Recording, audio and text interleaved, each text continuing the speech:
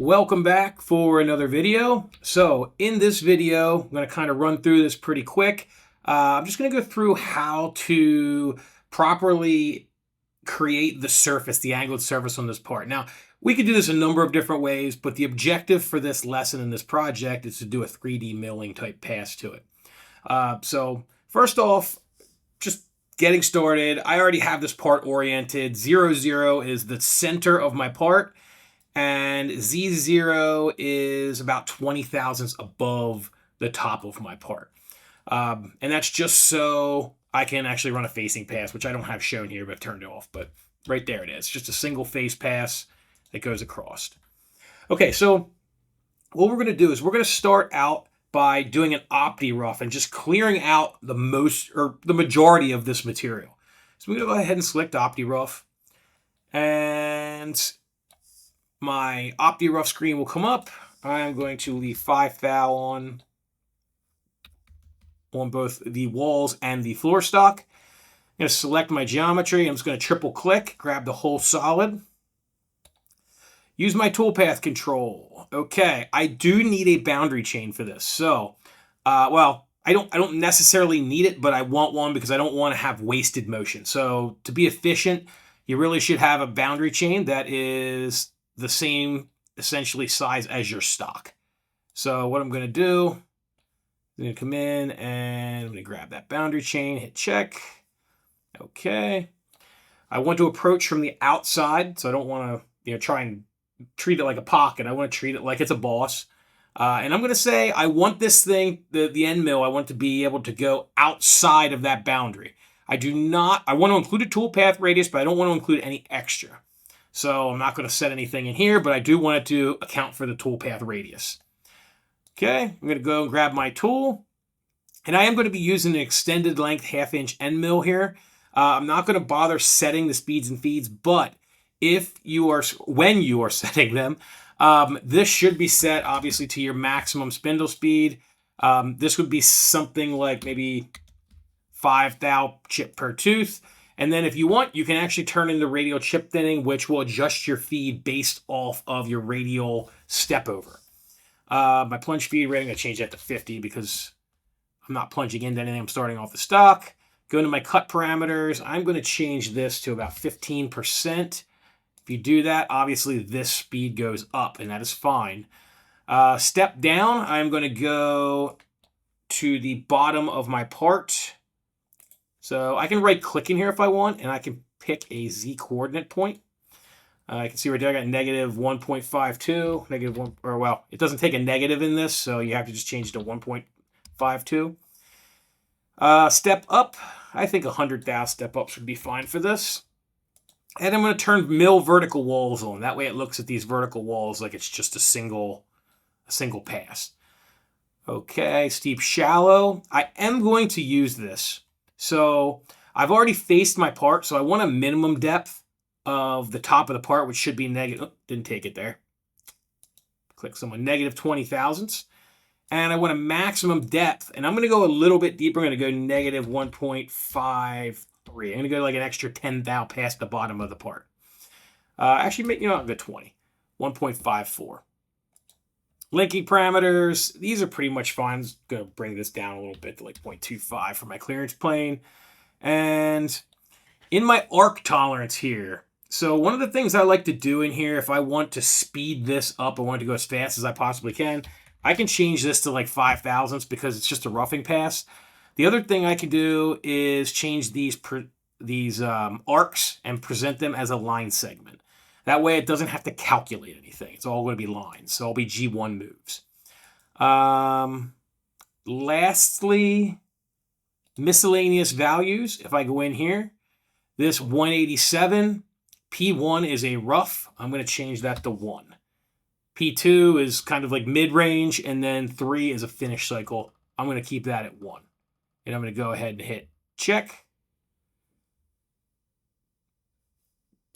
Come back. And you can see my toolpath right there. So that ain't too bad. So that will rough it out for us.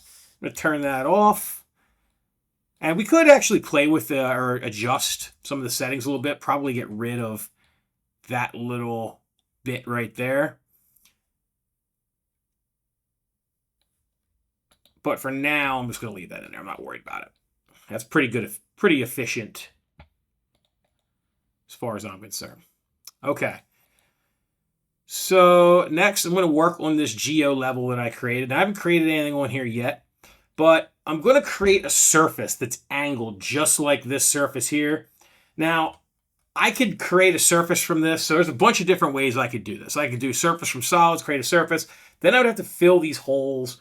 But I actually want a surface that's a little bit bigger than this one so that my end mill travels all the way across it. So I'm kind of overlapping the ends a little bit. So to do that, what I'm going to do is just go to my planes, and I'm just going to create a new plane from solid face.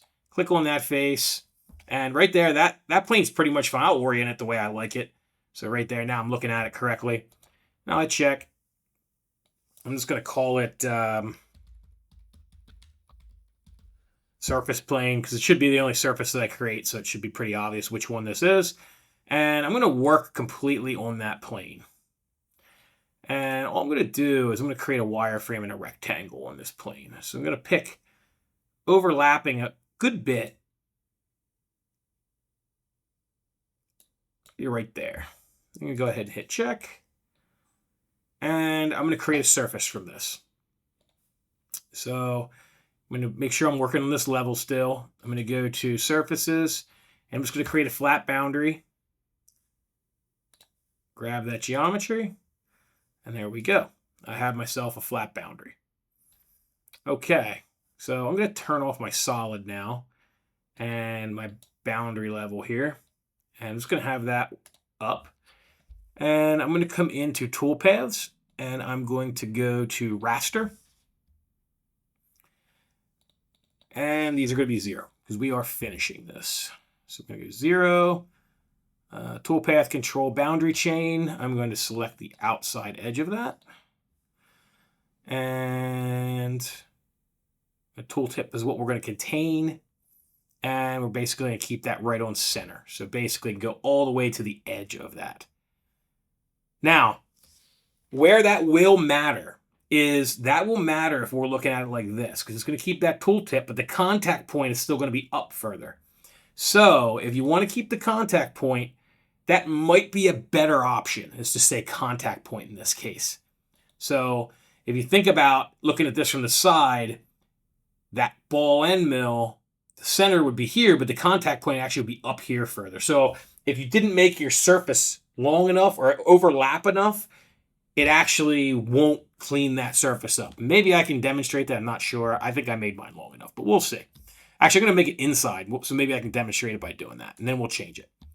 So I'm going to pick that 1/2-inch ball mill. I'm not going to worry about my speeds and feeds for this. You'll have to calculate those. Scallop height.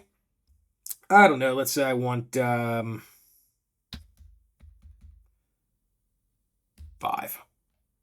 We'll do like 50 millionths.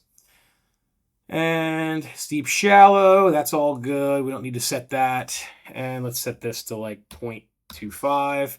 One thing I did not set. Oh, it is on zigzag, so we're in good shape there. Okay, and I would probably change my arc filter tolerance down to 0.001. Oops, 0.01. Oh, nope, I messed up. 1/10 is what I meant to say. All right, and I do need to work on the correct plane. I never went back. So I need to be working on my top plane. Check. All right, and then we hit check. And it always helps if you actually select your surface. Toolpath's a lot easier to create when it actually selects your surface. Okay, so you can see there where it stopped because it's containing that tool center point. So let me turn this boundary off here and let me turn this on. And you can see kind of where it's at here. So we're not really cleaning up that whole surface. So let's adjust something and see if it does what I suspect it might do in our toolpath control. So I'm going to put that back on center and hit plus. See where it goes. Okay, So that goes significantly past. I think that actually will work out for us. But if it didn't, we could say contact point, and it'll extend this down even further. So if I did this, you can see now it's actually extending it down past that, so that the contact point is actually cleaning up everything on there. So that's actually probably the best case scenario there. But we went down extra, so we should be good without it. So I'm going to actually just keep it on tooltip here, because I kind of compensated for it already. Did I do there? I don't think I. Tooltip. Okay, check. All right, let's see what we got.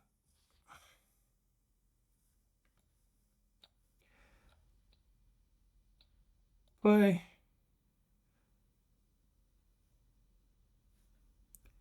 So it would appear that my stock is not at the right location.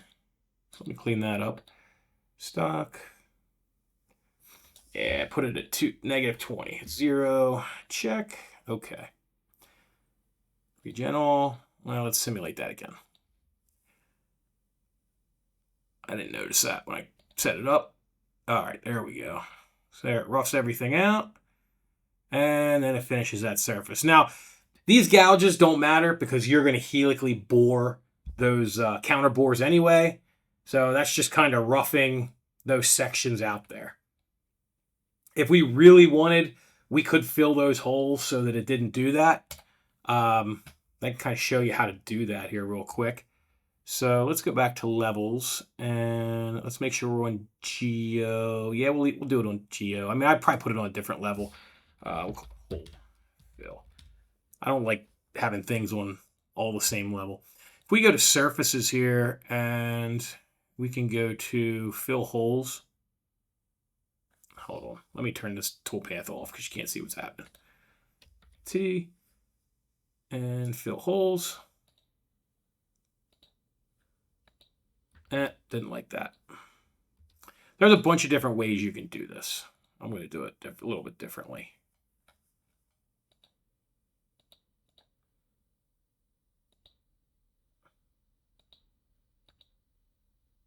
Okay.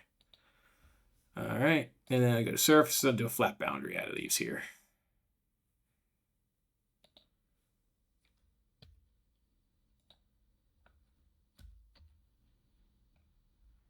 Check. And then what we can do in our high-speed dynamic, we can add those surfaces to our geometry. And selection. Yeah, it still might gouge in up here a little bit, but you get the idea of what we could do to prevent that now. So now if we select all, let's see what we get.